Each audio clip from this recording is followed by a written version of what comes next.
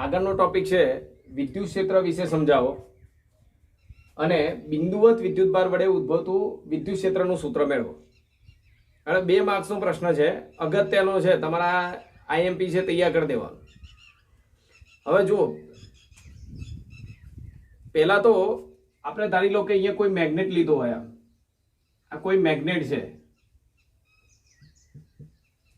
ગજ્ય ચુંબક.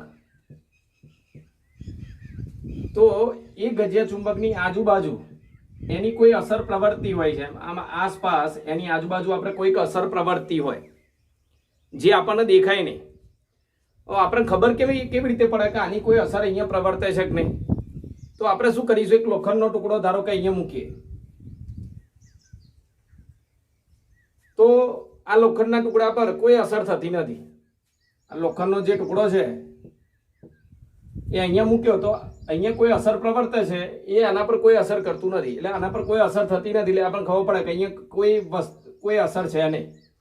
હવે આ જ લોખંડના ટુકડાને ધીમે ધીમે નજીક ખસેડતા અહીંયા લાવી દીધો, આ જગ્યાએ લાવી દીધો, અને તરત જ આ લોખંડના ટુકડા પર આકર્ષી બળ લાગે છે. એટલે લોખંડનો ટુકડો ચુંબક તરફ ખેંચાય છે. તેનો મતલબ શું થયો કે આટલા વિસ્તાર સુધી, આ ચુંબકની આજુબાજુ આ જે બોર્ડર દોરી છે એટલા વિસ્તાર સુધી, એટલે આ વિસ્તાર સુધી આ ચુંબકની કંઈક અસર પ્રવર્તે છે. અને એ જે અસર છે એ લોખંડના ટુકડા પર બળ લગાડે છે, અને એ અસરને આપણે ચુંબકીય ક્ષેત્ર કહીએ છીએ. એટલે અહીંયા જે અસર પ્રવર્તે છે એને આપણે ચુંબકીય ક્ષેત્ર કહીએ છીએ. જો આ બાબત તમને સારી રીતે ખબર છે એટલા માટે મેં આનું ઉદાહરણ આપ્યું. બીજું, ધારી લો કે અત્યારે અહીંયા મારી આજુબાજુ કંઈક અસર પ્રવર્તે છે. હવે મને ખબર કેમ નહીં પડે કે અહીંયા અસર પ્રવર્તે છે? તો આ પેન છે હું અહીંયાથી છોડી દઈશ એટલે તરત જ નીચે તરફ ખેંચાશે. એટલે એનો મતલબ એવો થયો કે પૃથ્વીની કોઈક અસર અહીંયા પ્રવર્તે છે. જેવું હું પેનને અહીંયાથી છોડીશ એટલે પૃથ્વીના એ અસર વડે એના પર બળ લાગશે, જેને આપણે ગુરુત્વાકર્ષી તીવ્રતા અથવા ગુરુત્વાકર્ષી ક્ષેત્ર કહીએ છીએ. તો એવી જ રીતે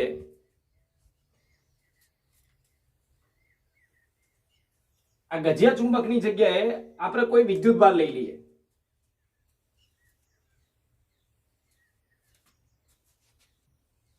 આ રીતે શૂન્યાવકાશમાં ઉગમ બિંદુ પર કોઈ કેપિટલ ક્યુ વિદ્યુતભાર લઈ લીધો.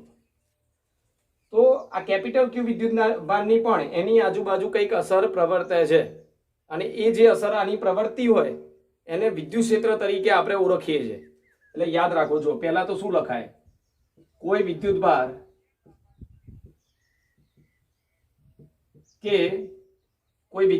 કે વિદ્યુતભારિત તંત્ર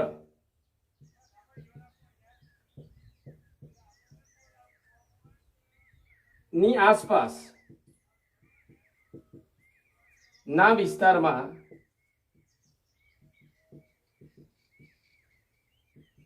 તેની કોઈ અસર પ્રવર્તે છે,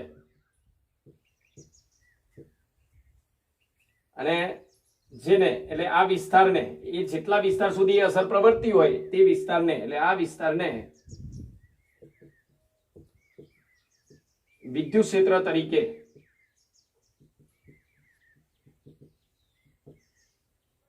વિદ્યુત ક્ષેત્ર કહે છે. હવે અહીંયા અસર પ્રવર્તે છે કે નહીં ખબર કેમ નહીં પડે?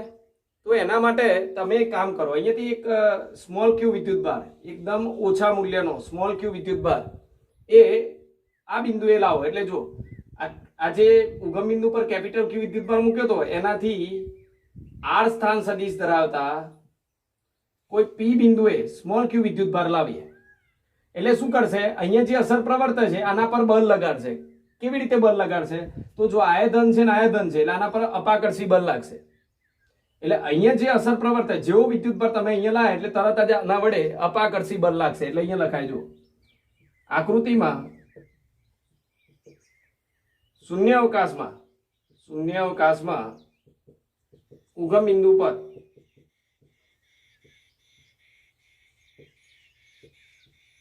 કેપિટલ ક્યુ વિદ્યુતભાર મૂકેલો છે. અહીંયા કેપિટલ ક્યુ વિદ્યુતભાર મૂક્યો છે. હવે આ વિદ્યુતભારથી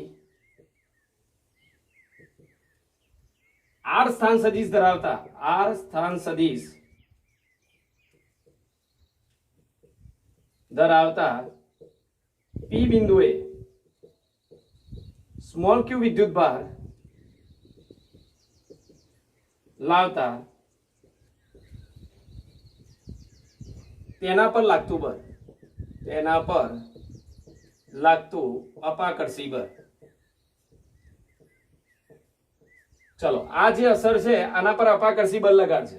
તો એ અપાકર્ષી બળને લખાય કેવી રીતે? જો બળ સદિશ સ્વરૂપે લખું છું અહીંયા બળને, તો શું લખાય બળનું સૂત્ર? કે એટલે 1/4πε0, Q1 એટલે કેપિટલ Q, Q2 એટલે સ્મોલ Q, અને અંતરનો વર્ગ એટલે મૂલ્ય લખીએ છીએ એટલે R સ્ક્વેર. પહેલા મૂલ્ય લખવાનું, પછી એકમ સદિશ. તો એકમ સદિશ શું લખવાનો? R કેરેટ, એટલે કે સ્થાન સદિશની દિશામાંનો એકમ સદિશ. તો જો બળને આ રીતે લખી શકાય. સમજો, આના આસપાસ કોઈ એક એવી અસર પ્રવર્તે છે જે શું કરે છે? આ સ્મોલ ક્યુ વિદ્યુતભાર પર બળ લગાડે છે. તો એ જે અસર પ્રવર્તે છે એને આપણે વિદ્યુત ક્ષેત્ર કહીએ છીએ. તો અહીંયા શું કહી શકાય? ધ્યાન આપો. જો આ જે વિદ્યુતભાર તમે લીધો 1 કુલમ હોય, તો તે આ જે મૂલ્ય છે, જો આની જગ્યા તમે 1 લખો તો એકમ ધન વિદ્યુતભાર પર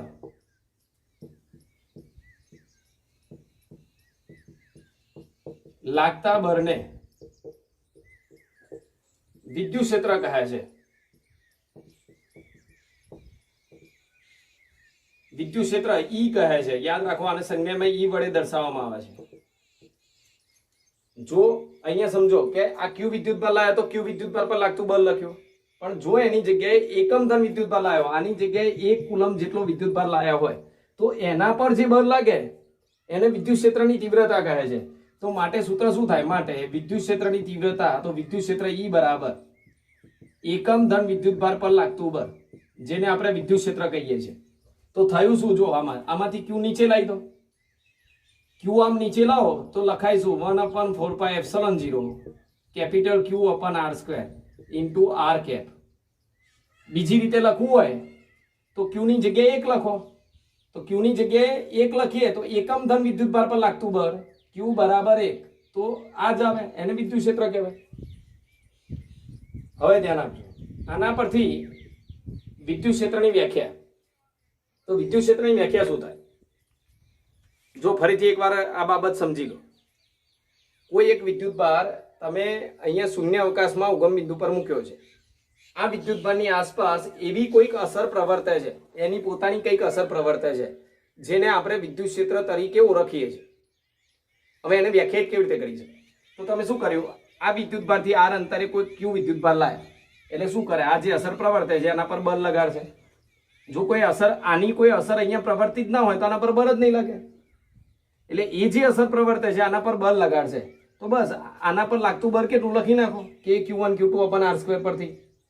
કે એટલે 1/4πε0 Q1 Q2 અપન R સ્ક્વેર, અને એક સદિશ સ્વરૂપે લખીએ તો પાછળ એકમ સદિશ લખવો પડે. હવે વિદ્યુત ક્ષેત્ર કોને કહેવાય?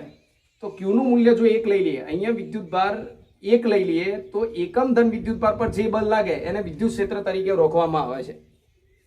અને માટે એકમ ધન વિદ્યુતભાર પર લાગતું બળ એટલે Q નીચે લાવી દો, અથવા તો Q ની જગ્યાએ 1 લખી દો, તો એને આપણે વિદ્યુત ક્ષેત્ર તરીકે ઓળખી શકીએ. તો વ્યાખ્યા શું લખાય? વિદ્યુત ક્ષેત્રની વ્યાખ્યા, વિદ્યુત ક્ષેત્રની તીવ્રતા અથવા વિદ્યુત ક્ષેત્રની વ્યાખ્યા શું લખાય? ધ્યાન આપજો. કોઈ વિદ્યુતભાર કે વિદ્યુતભારી તંત્ર, બંનેમાંથી ગમે તે હોય, કોઈ વિદ્યુતભાર કે વિદ્યુતભારી તંત્ર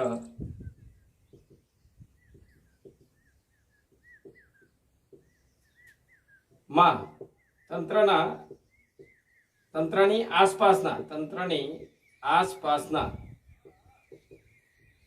વિસ્તારમાં, આ કોઈ વિદ્યુતભારી તંત્ર હોય એના આસપાસના વિસ્તારમાં કોઈ બિંદુ પાસે